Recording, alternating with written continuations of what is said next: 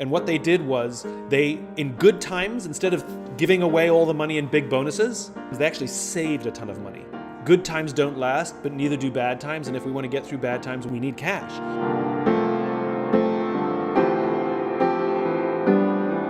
We always talk about being a stable company, and we talk about investing in stable companies, and are you stable? And you think about stability. Stability is an immobile object, and so companies that are built for stability, yes, they're able to weather storms, but they don't come out stronger or better. They just come out. They get through. Building a company for resilience means that you go into darkness, but you're actually able to adapt for new times, new technologies, new cultures, new politics, new tastes, and you come actually out of the hard times stronger than you went in. Victorinox is a great example. Victorinox, many of us know them by their signature product, which is the old Swiss Army knife. And this company basically made a name for themselves on this basically one line of product. And they had other product, but this was the core. And then something happened that they couldn't predict, nor could they prepare for, which is September 11th happened.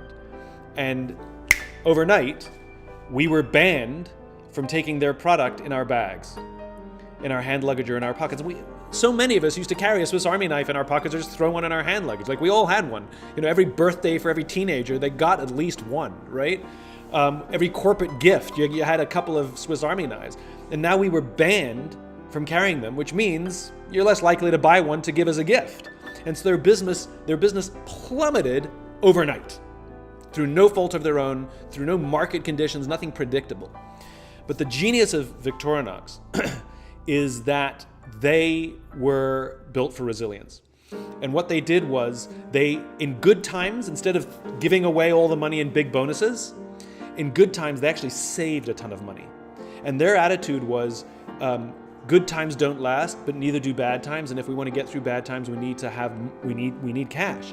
And so instead of panicking and taking loans or whatever it is, they had their own stack of cash that they'd been hoarding. So they had a little financial resilience.